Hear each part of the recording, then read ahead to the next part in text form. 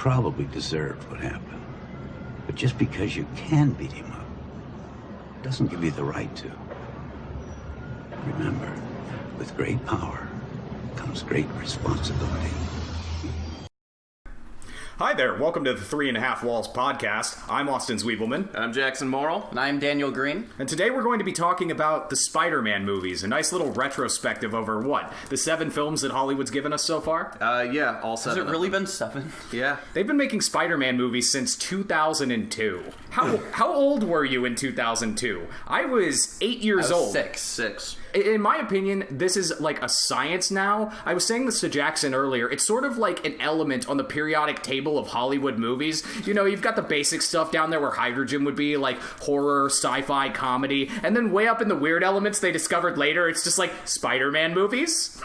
We've been gradually refining our science of doing better and better Spider-Man movies. The one that recently just came out, Far From Home. That had 17 years of research and development put into making it a solid Spider-Man movie. Yeah, it was solid. And you know what's really funny? Other than the Green Goblin, no movie has repeated its villains. Oh, shit. Yeah, they haven't done a Dark Phoenix, have they? What? Well, you know how in X-Men 3, The Last Stand, and the new one that just came out with the Game of Thrones chick, Sophie Turner, they're like, we want to do the Dark Phoenix story again, but worse this time. Because X-Men First Class was Dark Phoenix? No, X-Men The Last Stand was Dark Phoenix. X-Men First Class was Sebastian Shaw, played by Kevin fucking Bacon. Yeah, because I was just like, I remembered First Class. I remembered liking that, but we're getting off topic. Sorry. No, I mean, it's technically on topic. They were roughly around the same time, and while they never actually crossed over because it was Fox and Sony, there were tentative plans that never came to fruition and kind of fell apart around the time the Fantastic Four came out, and then the MCU kind of wrote the book on cinematic universes for superheroes. Oh my god, the Fantastic Four movies. Remember those? Yeah. there were 2 of them, and they were both super duper corny. The first one I thought was, like, the second one had funny moments, but I actually remember There was a really point where liking Chris Evans was naked and somebody comments on it, and then who played Invisible Woman? Wasn't that Jessica Alba? Yeah, she had to strip naked while being invisible to not be seen because her clothes couldn't turn invisible. That was a weird scene. That was a really weird scene. I remember that might have been a very important moment in my life. That may or may not have. That's all I'm going to say about that. And Daniel's interest in film grew 3 sizes that day. Oh boy. It's also important to mention X-Men in this discussion because X-Men came out before Spider-Man. Yeah. Spider-Man movies came out after X-Men. There was a very distinct difference between X-Men 1 and 2, but also between X-Men and Spider-Man, because the first X-Men movie was the only one to come out before 9/11. Oh, you're right. Oh, yeah. 9/11 kind of changed the landscape because they were all tentatively set around New York, and it kind of was like, fuck, yeah. Well, we have to like acknowledge this and be a little less judicious with monuments to being destroyed unless it's for big stakes. Oh my god, you're absolutely right. Because they had that one Spider-Man trailer that they tried to launch where I think he's just dangling between the Twin Towers. No way. Yeah, you can find it up on YouTube. What? They had a trailer that they had to pull where Spider-Man makes a web between the Twin Towers, and it's really badass. Holy cow! Oh, Yep. For the first Tobey Maguire one. I'm like Yes. 80% sure they Holy made cow. it, and not even like 3 weeks later after its release, the Twin Towers fell. Yo, Spider-Man predicted 9/11. I was under... I'm not sure that's what happened. I was thinking that Spider-Man was actually going to be like released in 2001, and they had to delay it significantly because it was too soon after 9/11 to really make a movie that focused on New York. Well, that's definitely a theory. 9/11 also, withstanding, why do you think the X-Men movies sort of have this really colorful history, whereas Spider-Man movies are generally like well regarded, and it's uncontroversial when a Spider-Man movie comes out, especially these days. Everyone's like, oh, fuck yeah, I want to go see the Spider-Man movies. But then an X-Men movie will come out and people will be like, ugh, because they've just made so many bad X-Men movies. Well, I think it's because they peaked very early on. I think that the first 3 X-Men movies were good, and I think that diving back to the younger versions of the cast wasn't really something that people jived with that were fans of the originals, and so they kind of wrote the rest of the X-Men off. Days of Future Past tried to like make them jive, and that one was fine, but then they threw it all away with Apocalypse, and since then it's just been like, Logan's the only worthy thing to come out of 20th Century Fox since Days of Future Past. It's just confusing. They've gotten so wild. Like, I've said this before, I usually find that when you throw in time travel into a series, that you really have to be careful, because otherwise things will get really freaking confusing and you won't understand the timelines. And for me, X-Men's getting too confusing, I'm out. Like, I'm just not following, I'm not caring. All right, I'm on the fucking boat with Daniel. Yeah. I wanted to hop right off when I was just like, all right, who's technically Charles Xavier? Is Jean Grey dead? Does any of this even fucking matter anymore? Yeah. And why is Wolverine the same no matter what happens? And god damn it. Yeah, in Spider-Man, they have, relatively consistent, non-confusing plots, Well, the other thing about Spider-Man is once somebody got too old, they just rebooted the franchise.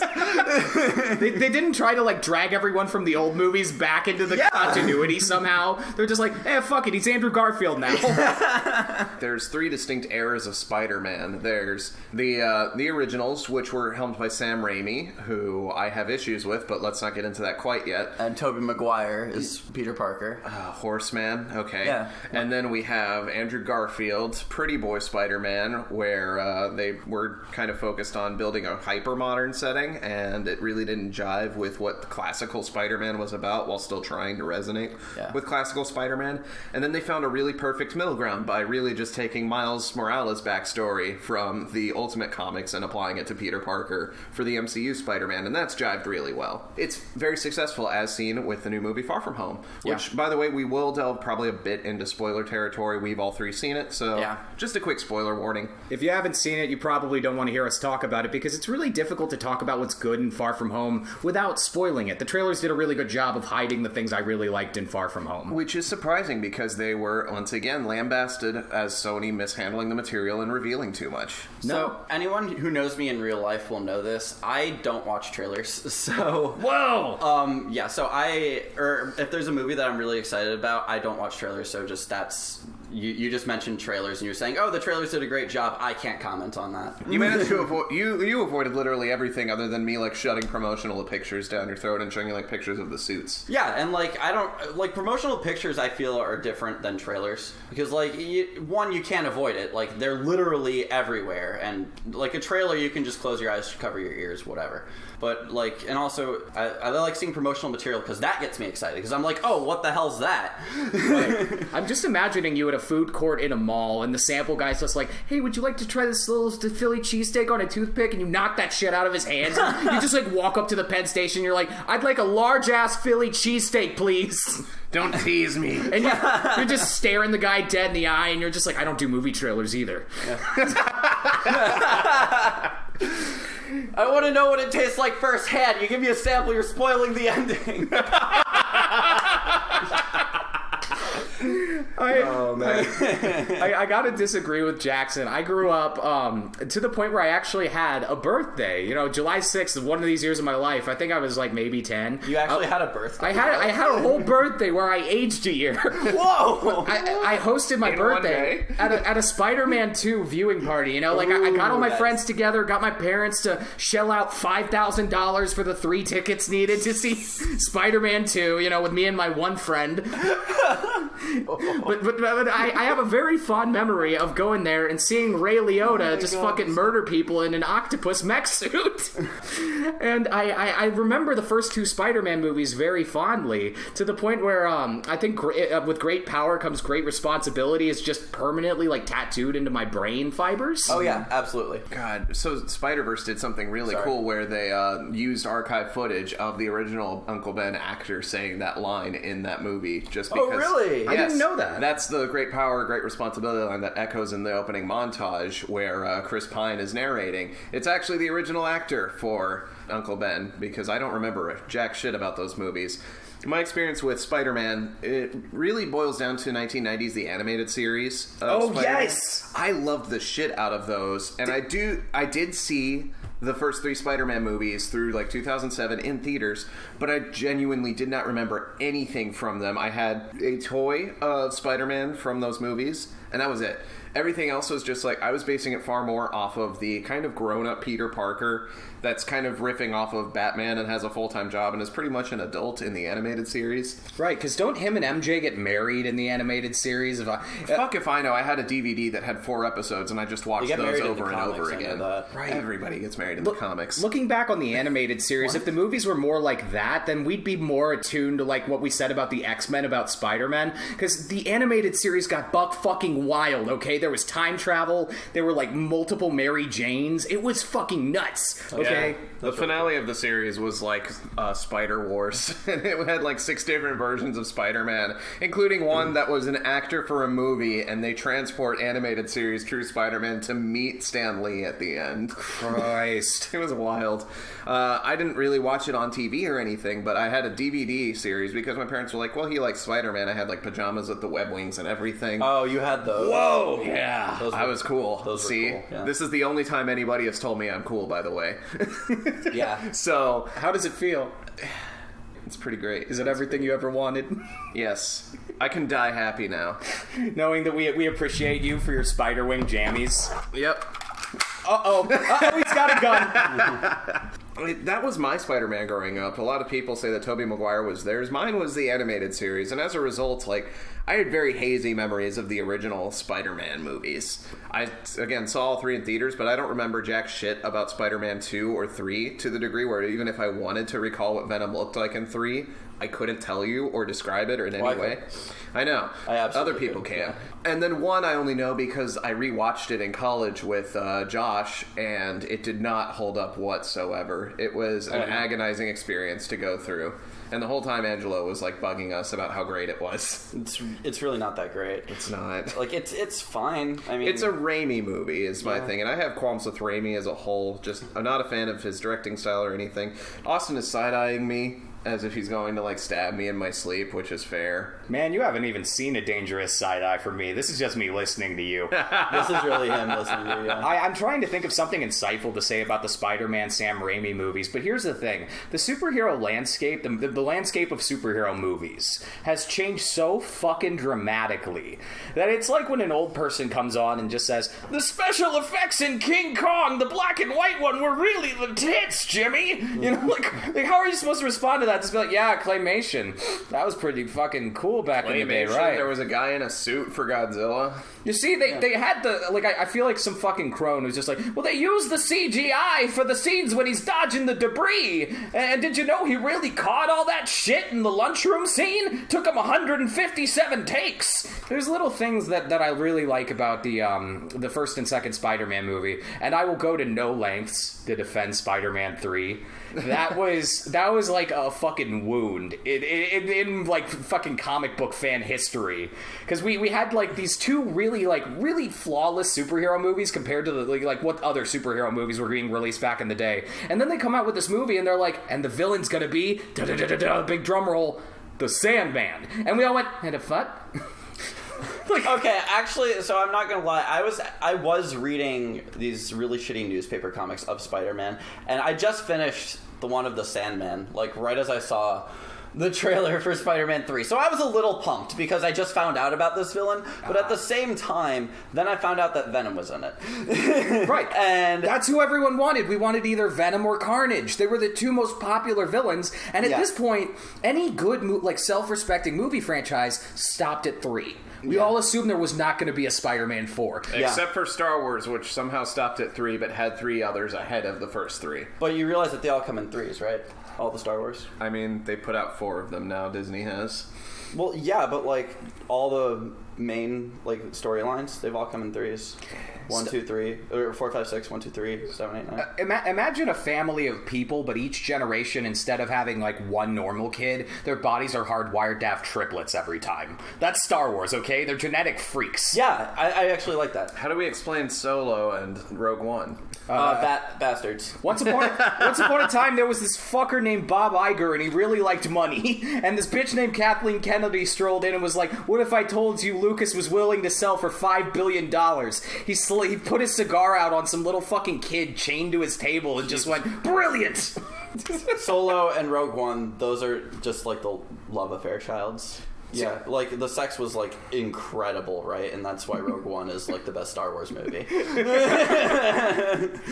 New Hope just wants to know your location. I gotta say, your contempt for the Raimi movies is directly mirrored by my contempt for the Mark Webb movies. The thing it was Mark Webb, Andrew Garfield. Yes. Okay. So I have my piece on the Mark Webb movies is they came out when I was in high school, 2012 through 2014. I was in high school, And the Raimi movies, I'm not kidding. When I was a kid, I did not understand that they were supposed to be teenagers because Tobey Maguire looks like an old horseman that doesn't deserve to be in front of a camera. I'm sorry, Toby, but I'm not. And so, looking at them, I genuinely thought that my parents went to work and ate in a cafeteria when working in their offices. Because that's what I thought Spider-Man was about. I thought it was about adults, not kids. Right. I didn't think that he was a fucking high schooler. He's Tobey Maguire. He looks like 40.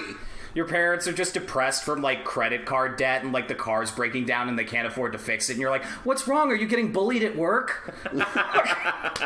Pretty much. I had my God. I had no baseline for what school was supposed to be like at that time. I didn't understand school until middle school, and by then I'd stopped watching movies. It's weird because I was kind of okay with movies as a kid. I was way more into direct-to-DVD stuff, Hot Wheels movies, Bionicle movies. Those were cool to me. Growing up, I grew out of movies. I kind of grew out of TV, and I stopped really caring about them. I was doing stuff outside. I was playing with toys, and then I got back into movies only around, like, high school. So, I mean, I don't know. I just really was out of the movie landscape to the degree where I didn't even know that there was more Spider-Man movies until Christmas of 2012 when my uncle brought The Amazing Spider-Man 1 with him, and we watched it, and I was like, wow, this is kind of like the Spider-Man I remembered, but I actually think he's in high school now that I know what high school's like. Yeah, right. Because, like, the echoes of the memory were still, like, I didn't believe that it was a high school setting, and I still couldn't when I rewatched the original Raimi Spider-Man. I just really fucking hate the casting of Andrew Garfield and Emma Stone.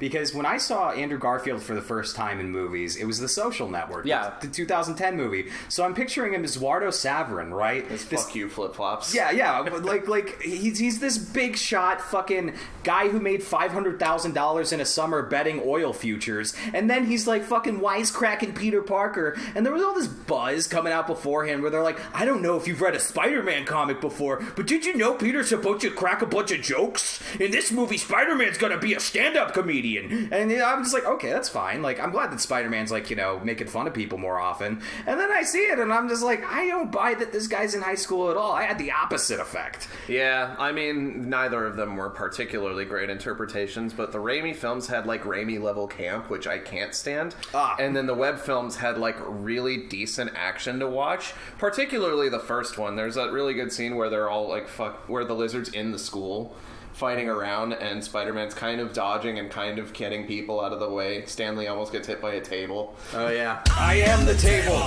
Oh, boy.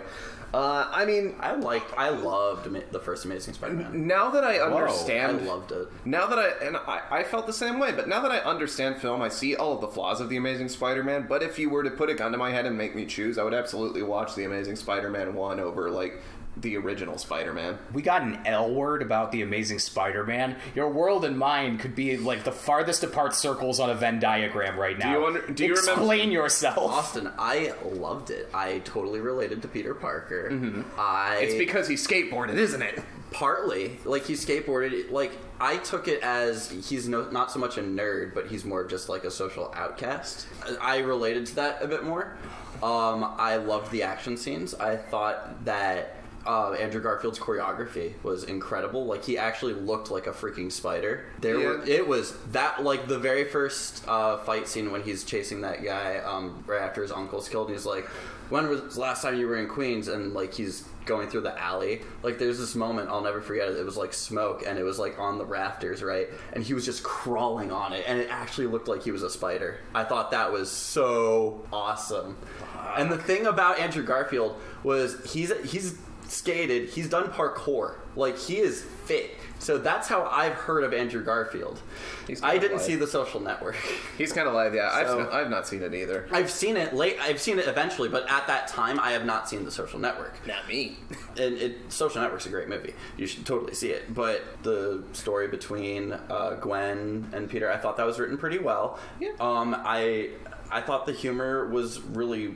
I thought it was kind of snarky, but not so much in your face. It feels rude New Yorker, but it's kind of grounded because it's in New York, so you can kind of excuse it. Yeah, I thought it was really great. Ultimately, it's like, I see its flaws now, but at the time I definitely enjoyed it, and I kind of liked the angle they were going with it, particularly the suit design.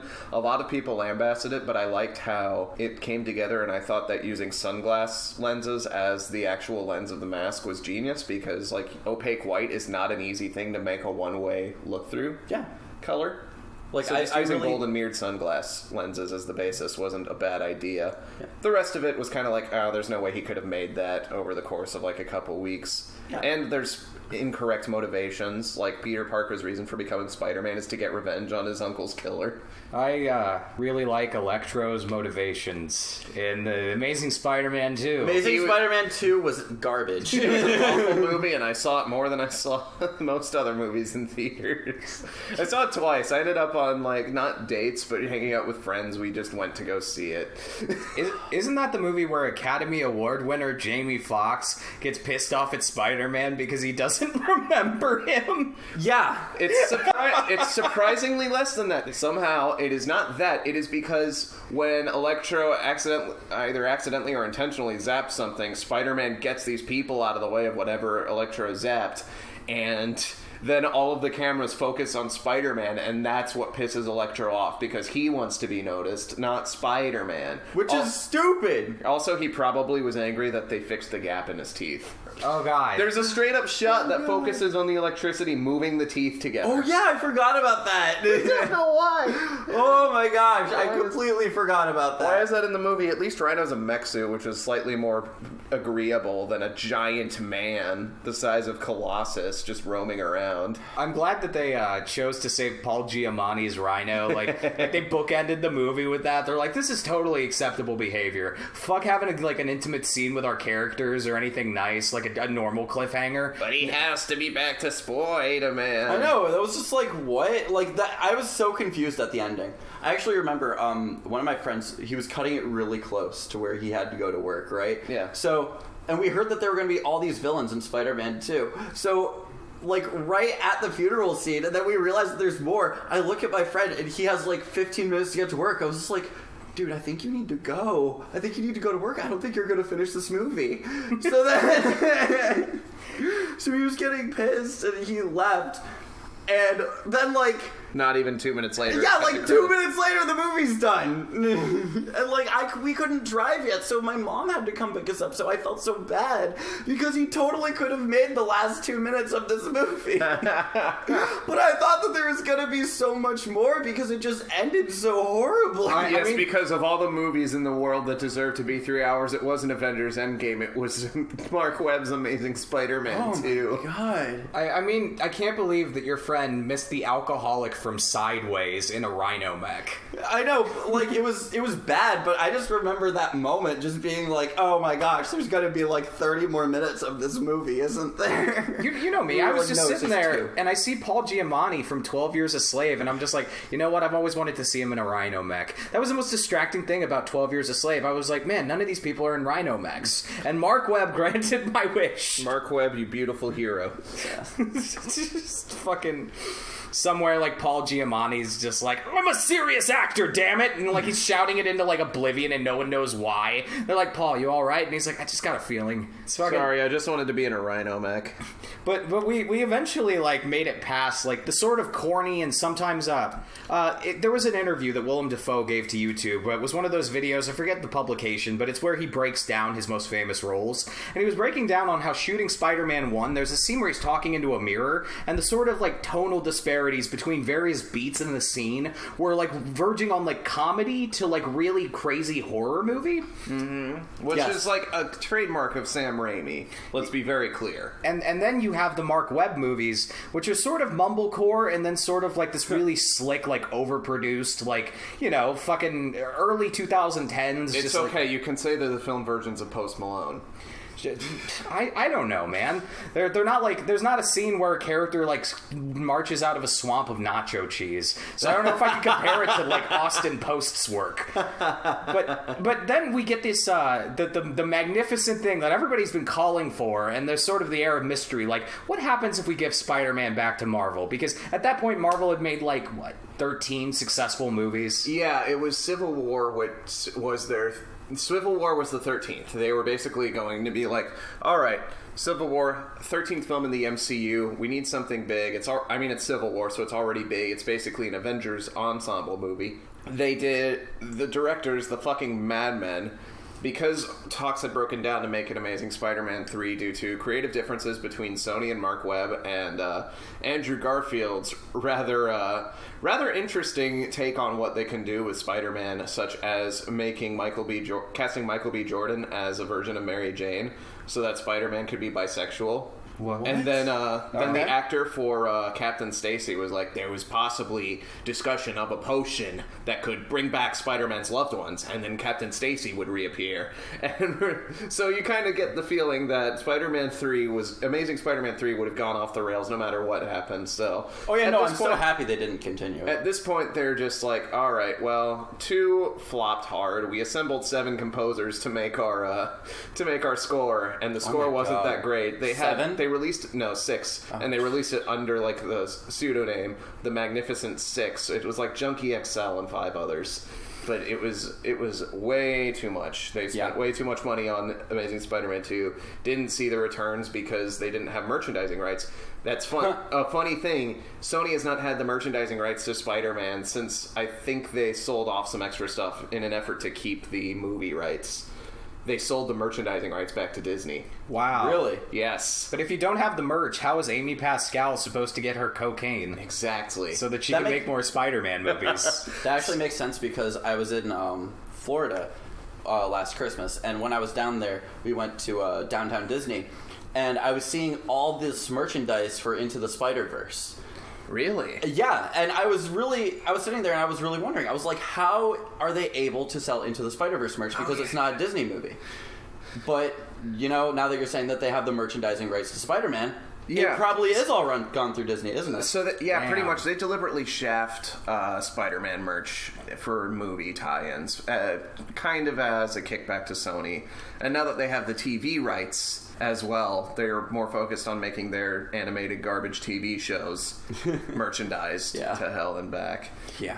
Well, we finally, after, those 2 sort of directors that, like, fizzled out in the end, we got, the fabled coming of Marvel and dipping their hand into making Spider-Man movies. It's what they did to Ant-Man, so why can't they do it to Spider-Man? And lo and behold, the fucking Mad Lads, the Russo brothers, and they do Spider-Man justice with a 10-minute cameo that is incredible across the board. He participates in one of the best fight scenes in MCU history. Yeah. Despite the bland color palette. Holds his own. Yeah. Civil War, I was really getting sick of Marvel around that time. Yes, me too. And then Civil War, it brought me right back. Age of Ultron fucked my shit up. I left that theater disparaged.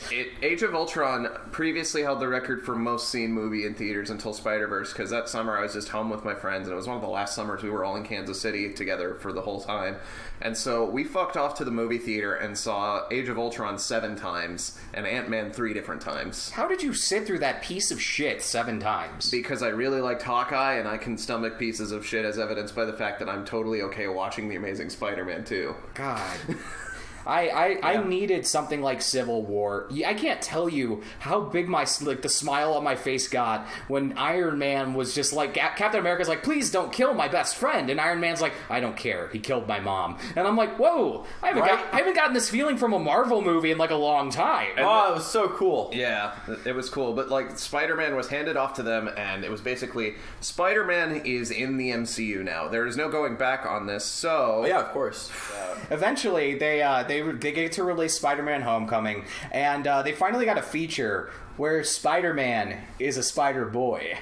That's the miracle of the newest Spider-Man movies. They finally did enough R&D that they found somebody who's old enough that they can direct him to do difficult things, stunt work, the whole 9 yards, but he looks like he's authentically passable as a high school student. Yeah, I really do feel like Tom Holland is like the most Peter Parker. John Watts is the director of Homecoming and Far From Home. Oh yeah, John Watts. I really do feel like that Tom Holland is the best representation of Peter Parker that we've had, just because like he does look like he's in high school, one. Yes. And then also because what I really liked about Amazing Spider-Man is how Andrew Garfield kind of took this new take on the nerd, but Tom Holland didn't really take a new take on the nerd. They were just freaking nerds, but they totally modernized it.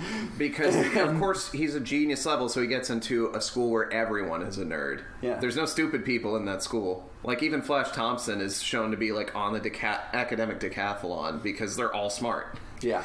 That's the fun part about Marvel movies is they sort of they try to shy away from the more just like overdone stereotypes of filmmaking past.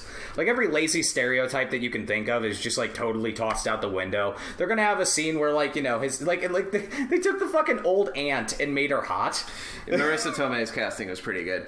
My thing with Spider-Man Homecoming was, if you really focus down and look at comics that inspired it, almost all of Peter's backstory for like his school setting and the people that he interacts with, all of that is rooted in the Miles Morales Ultimate Comics. Yeah. Peter had nothing like that. Peter was never at a gifted school. Peter was always significantly more cocky. The MCU Parker is basically... his school life is a retread of Miles Morales in that he goes to a school for gifted kids. He's really smart. He has friends that know about his spider secret, and he talks to them. And it's still updated to be kind of... there's still elements of the Peter Parker life. Uncle Ben is gone and is never referred to by anything. It's still Aunt May. At its core, it's still like Ultimate Miles Morales is the baseline for what they build off of to make MCU Peter Parker. Which is good. I think it's a good reimagining that kind of lets more twists occur.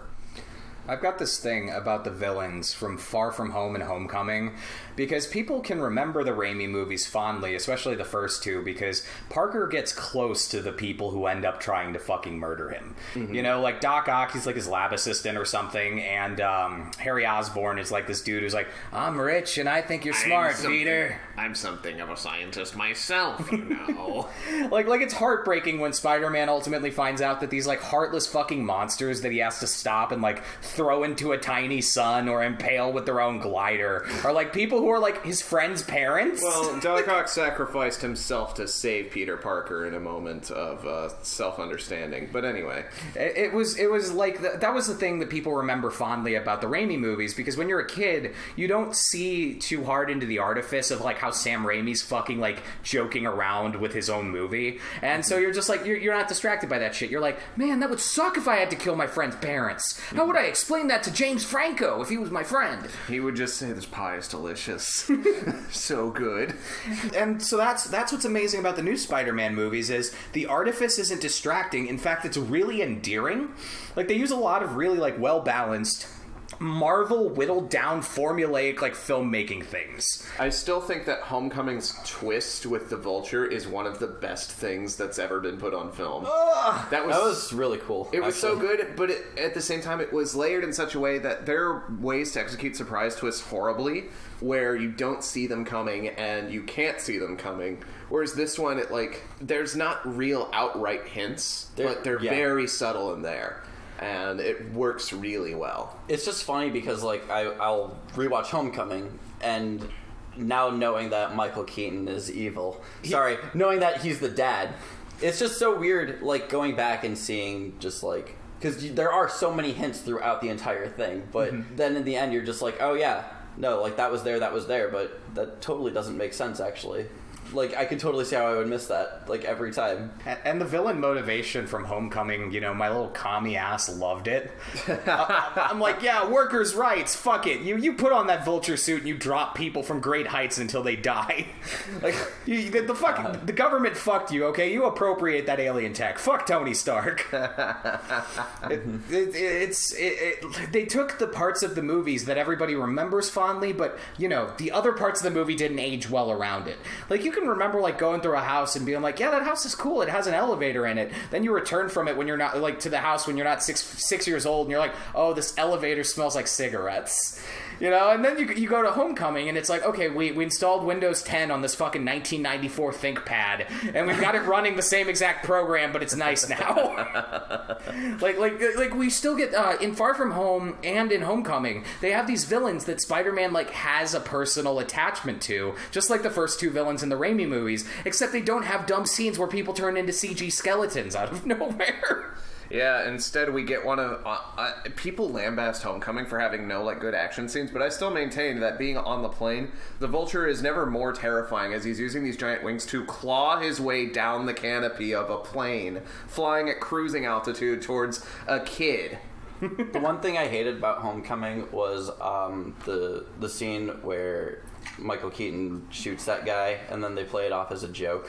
It's the only death in the movie, and it's, weird. It's so out of place for me. I really didn't like that scene. Yeah, that's fair. I was just it would have been one thing if he felt remorse. It would have been another thing if he, meant to do that. But, they kind of just, pussied out and chose to do neither of them. Because they went... So first, it was an accident because he says, I thought this was the anti-gravity gun, right? So then it's oh no, now he's gonna be horrified that he accidentally killed this guy. Right. But then he goes, whatever, hide the body. So then if he it's just not really hide the body so much as get the Roomba out. Yeah, or whatever he says, right? Get the Roomba out, whatever. I forget. Why don't evil villains have Roombas in their warehouses? That would be hilarious. That would be great. I forget exactly what he says though, but He's just he just hands it to the black guy and is you're the shocker now. Yeah, and he's just oh. So again, they just chose to go neither of the ways, and it just felt awkward. That scene, I hated it. Well, that's fair. I didn't really mind it, but I totally understand where you're coming from there. I have this conspiracy that Marvel movies are actually written in modules. They say that Marvel movies are quote unquote formulaic, but I believe in these people enough to know that there are modular components that need to be installed, in a computer, to create a Spider-Man script for that you turn into Marvel executives. If you have 7 movies and several of them are reusing beats from previous, it's starting to get obvious. Because Far From Home and Homecoming are taking what worked about the Raimi movies and what worked about the Mark Webb movies and what worked about the old series, and even starting to take lessons from Spider-Verse, although that one's not as apparent yet. Okay, I'm gonna be honest though. Sorry, they're taking lessons from the MCU. They're taking lessons from everywhere. Yeah, it's not they're taking influence from other Spider-Man movies. They're taking influence from the MCU. I'm sure that there's other Spider-Man DNA in there, though. Yes. Well, dig this. So there's the scene where Michael Keaton's character fucking dusts a dude, and then there's the scene in the new movie. There's the scene in the new movie where Jake Gyllenhaal is he has the same moment. It's the exact same module, just different characters in a different scenario. He's up till now he's just kind of been okay, I'm a guy who thinks Tony Stark's a cunt and I love my crew. And then there's the scene where they're nope, we got to make him unsympathetic, real unsympathetic. So they have this scene where he's in a warehouse wearing that dumbass mocap suit, and he's just hey, now that we've made one mistake, I'm gonna get a bullet in the brain from Samuel L. Jackson. Do you want a bullet in the brain, person who previously used to be my trusted sidekick? It's the same you can tell these are the same exact pages that they just scratched random shit out and just replaced the dialogue. They're all right, it's the third line, he's got to say something threatening, and yet it's still kind of effective. It works in the context of the movie, in that even then his basic motivation first off is that Tony called his project Barf, which is hilarious. Sure. And then it wasn't just that. Well, it wasn't just that. He got fired after getting angry with it. And then they didn't see eye to eye, and then he stole the invention without even crediting him, and then he called it Barf. Yes. And then, not only that, but he was fired for also being considered mentally unstable. Oh, yeah, which he kind of glosses over, but it's very apparent. Yeah. Mysterio was really well executed. Jake Gyllenhaal played it off really well. The moment that he got the glasses, I'm how long are they going to leave the cards under the table? And as soon as Peter leaves the bar, the cards are on the table. The movie did not treat anyone like an idiot. They knew that trying to hold it any longer was going to just make it seem like they thought the audience was stupid. In the same pan shot where Peter walks away through a window in the bar, we see it keep panning over to Jake Gyllenhaal, and the holograms just start going away. That was really cool. Yeah. That was really cool. All the scenes with Mysterio had me going, wow, this is a really hostile acid trip. After the reveal, right? All of the special effects, I was just thinking, because the Marvel Spider-Man movies deceive me with how far they're willing to go into being a little bit transgressive. I'm never expecting them to begin as funny as they are, and I'm never expecting them to get as fucking freaky as they get. Zombie Iron Man is a mildly horrifying image. Zombie Iron Man was crazy. I'm glad I didn't see this movie high. I'm glad I did. Oh no! Daniel, are you okay? I'm fine. It was great. Fuck. Those Mysterio scenes, do you remember? They were awesome. It's right at the end when he's running at Jake Gyllenhaal's down the fucking tunnel. Jake Gyllenhaal's. And he's like, they cut the sound design down to like, I don't even know what the bass line is allowed to be for like studio movies. I guess it's just low-level pink noise. They went completely silent for The Last Jedi, so they'll do anything. They cut like everything out of the mix. They cut everything except for any time Spider-Man touches a surface. And it was fucking nuts! Yeah, the Peter tingle. Every joke in Homecoming landed.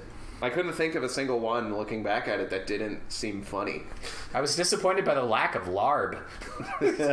Just wasn't enough larb in this. I think he larbs you. It's really larb. This stuff is really larby today. Jesus Christ, larb. The jokes landed almost just every single time for me. There was not a single one where I was like, "Ooh, who wrote that?" The beginning editing is fantastic, especially as video people who know how stupid funny it is to just devolve your video to bad editing. When a blockbuster summer July blockbuster is willing to do that, that is really funny. Their response to like, okay, this is the first movie after Endgame, we totally blew our wad all over the sheets, how are we going to clean this up? They're just like, how about a montage set to Whitney Houston's cover of Dolly Parton's song, I Will Always Love You, and it's just got the... Holy fuck! And then it ends with a Getty Images branded video of candles. It was pretty great. It was pretty great. It was fantastic. I told Jackson about this, but I was having a shit day and didn't want to see a Spider-Man movie, and that movie decided to begin with one of its funniest jokes. Yeah. Because that was a joke, like, 12 years in the making? Like, you have to follow the whole thing up to Endgame, you're exhausted, you don't even know if this is going to go well. And then it's like, here's how we're going to deal with that. What I really liked was the It took the I horror love of when everybody. the marching band disappeared and then just in the middle God. of the basketball game. Everybody. I thought that was the funniest thing. Apparently, one of the guys that undust. It's funny because it looks so stupid on cell phone footage. The dusting. It's exactly that's why I loved it. It was god. But then apparently in the middle of the basketball game, one of the guys just gets donked in the head as soon as he reappears by the ball. Oh man, they just loaded up a shotgun with laughs for the opening of the movie because we have to deal with Endgame, so we might as well make it as hilarious as possible. And then the guy was just like, yeah, like my younger brother is now older than me. And even though we had already taken midterms, we had to start the whole year over. Thanks, blips. That is some fucking galaxy brain shit. How they chose I to would deal with Endgame. I'd kill myself. What? If I had to retake an entire year after I took midterms, I'm ending it. Oh no! You're not even really conscious to what happened, you know? Yeah, exactly. I just feel like you're telling me that 5 years just went by.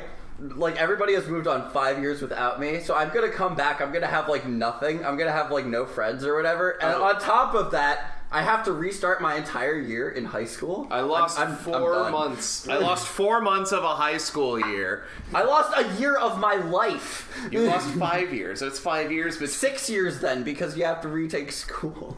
yeah, but I mean, like, they were only halfway through the school year, so I'd it was end really it. 4 months. Done. Yeah. just time to pop all of my Xanax and sneak into Mom's vodka cabinet.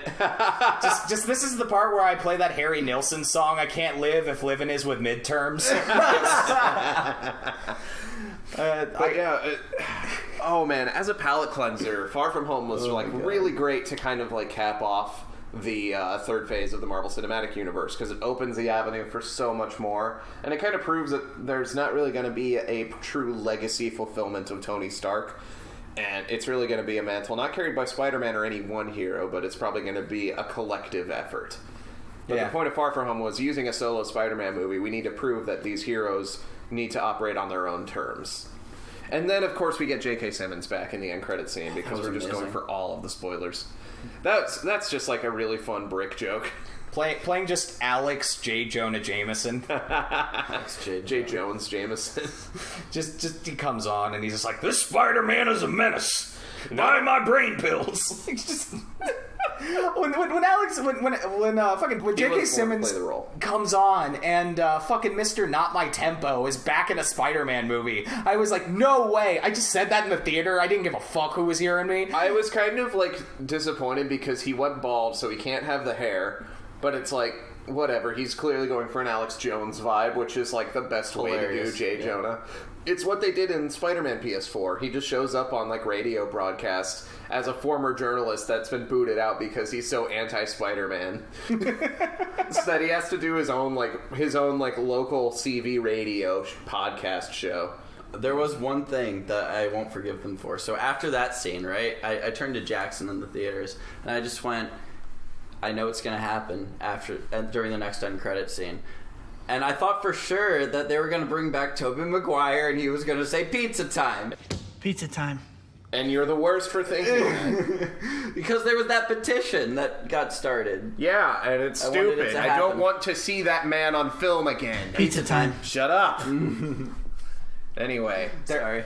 There's a lot of Spider-Man movies do this weird thing where they've kind of been at the forefront of a few movements, right? Mm-hmm. Like Spider-Man, the original ones were like, oh, we can make superhero movies and we can make them in a way where like critics like them. Yeah. You know, it's uncontroversial. At the time, it was uncontroversial. We Like can actually Spider-Man throw 1 big and 2. budgets. We don't have to make the Captain America 1990 movie where the ears are fake part of the mask because they couldn't figure out how to cut the ears and not have the integrity of the mask fall apart. What? The 1990 Captain America movie Blu-ray case is a nightmare to look at. Oh, God.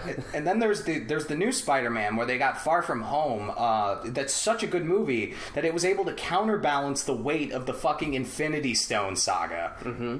Like, they were able to bounce back from the biggest fucking thing ever constructed in a Hollywood, like, film series. 3 straight hours of Avengers movie. And they just came right back from it. Just what, like, okay, we have one guy who we can trust to kind of like ease you back into us doing solo albums. And somehow it fell to John Watts, who executed it perfectly.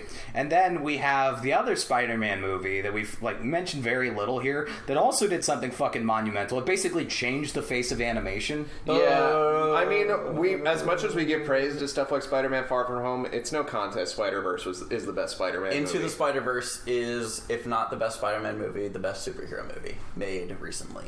Wouldn't that imply that other Spider-Man... Never mind. I can see where the dialogue got mixed up. What I'm saying is Black Panther, get the fuck out. Iron Man, get the fuck out. We got Black Spider-Man now. We have Black Spider-Man now. But no, seriously, Into the Spider-Verse, if not the best Spider-Man movie, one of the best superhero movies. Jake Johnson is my Peter Parker.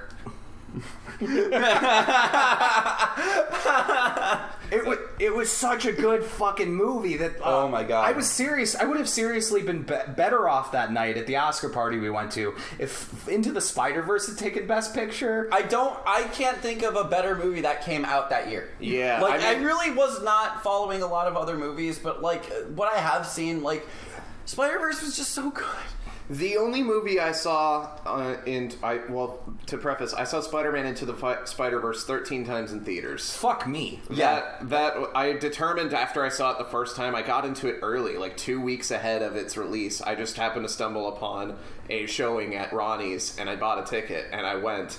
And it was awesome. And I determined after that movie, I'm like, I have to see this as many times in theaters as I physically can. Thankfully, it was in theaters right up until its Blu-ray release, because it was that popular. Jackson, my electric bill last month cost less than $130.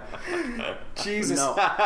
Oh my god. I remember seeing the test footage that came, or the teaser trailer for Into the Spider-Verse. I remember looking at that and just going, what? Like I was just stunned. I couldn't believe it. It was beautiful. From the beginning, you knew it was going to be something special as soon as they announced it, and it helps that Lord and Miller were at the helm. They're kind of animation's best workers right now as far as directing narratives that are incredible and writing them. Well, Lord and Miller weren't directors. They were writers and producers, so... All you really need them on is writers. You know, making them directors kind of seals the deal. But, you know, if you have them on as writers at least, I don't think they've ever put out a bad screenplay. Yeah, they did it in the Lego Movie. They did it for Lego Movie 2. They did it for 21 and 22 Jump Street. It's walking out of Into the Spider-Verse, I just kind of looked over at Sid and I was just like, I think that's the first comic book movie. Mm-hmm. Oh my god, yeah, definitely. There's like our definition of movies based on comic books, adapted from comic books. Spider-Man Into the Spider-Verse is a comic book somebody made, but instead of just drawing panels, they just drew frames of movie, and they drew 24 a second, and they gave it to us. Well, it's just a really big fucking comic book, and I've never seen anything like it. And it was so cool. It's crazy that Spider-Man keeps ending up in these places where he changes the face of movies or greatly helps, push along Hollywood canonically. Yeah.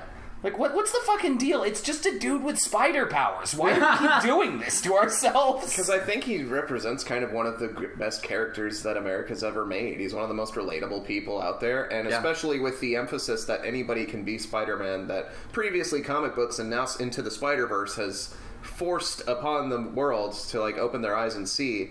If they didn't get it before, anybody can be Spider-Man. That's kind of what the Amazing Spider-Man did wrong, and they focused on how the spider powers were really something that would have only worked for Peter Parker because he had the same blood type that, well, not blood type, but it was basically his dad used his dad's DNA. So Peter Parker's dad used his DNA to experiment with the spiders. I forgot about the midichlorians. Oh my god, yeah. Yeah, no, it was the midichlorians of the Spider-Man movies. So that's kind of where the issues came up with The Amazing Spider-Man, and they fixed it, gone back on it, and, like, fixed it completely. Although I still would not be opposed to a live-action Spider-Verse with all three of the original actors, as long as we CG Jake Gyllenhaal onto Tobey Maguire. I honestly would not be as big of a fan of oh wait, are you talking? I'm sorry. If we were to have, like, Tom Holland, Andrew Garfield, and Tobey Maguire in a movie together in, like, their own version of Spider-Verse, be it a spin-off or somehow they fix it into the MCU, I wouldn't be opposed to seeing that. Because there's legacy. Like, that'd be kind of funny, but, like, yeah. I think that the Spider-Man movies as a whole have been a massive failure because they ignored the one part that made the comics work for me. And it was from Amazing Spider-Man issue 182, where this guy, Jackson Wheel, embezzled money from his company, and he kind of stressed out, and he had this guy try to, get away with this evidence that would, like, fuck him over, and the guy was just like, no, I'm just gonna blackmail you with this. So Jackson Wheel goes to the guy who, like, provided the guy blackmailing him with his tech, and he's like, hey, can you make me, like, a supervillain, like, suit? And the guy's like, I got something better. And he became the Big Wheel. The Big Wheel. The Big Wheel, a guy with, who could roll up buildings and shoot guns at people from his big wheel. So what did Far From Home do? Cast Jake Gyllenhaal an orb. An orb on his head, stealing a wheel-made roll. This is wheel erasure in Hollywood. We were talking about this in the pool because I was voicing my serious concerns about Big Wheel not being in the Spider-Man movies. And lo and behold, the movie was not as good as it could have been if they just embraced Big Wheel for the ultimate arch nemesis of Spider-Man that he truly is. Into the Spider-Verse, when Miles is fighting the Green Goblin, it's already big, why not just put in a wheel? Yeah, that would have been significantly better than what we had with another goblin. Right? There's too many goblins in Hollywood. We have Kevin Spacey, we have Tobey Maguire, and now we have the big Green Goblin voiced by Jorma Taccone. Why don't we have more Big Wheel? We've got a musical number for you coming up right now, related to this topic. That's gonna close out the podcast. Are we done here? I guess we're just about done here. Yeah. This is 10% wheel, 20% wheel, 15% concentrated roundness of wheel, 5% tire, 50% wheel, and 100% reason to love Big Wheel. Wheel. He doesn't need his name up in wheels. He just wants to be Wheel, whether it's the tire or wheel. And he feels so unlike everybody else a wheel, in spite of the fact that some people still think that they wheel him, but wheel him. It's not about the wheel. It's all about the wheel. It's all about the wheel and making some wheel, making a wheel, making sure his wheel stays up. That means when he wheels it down, wheel is picking it up.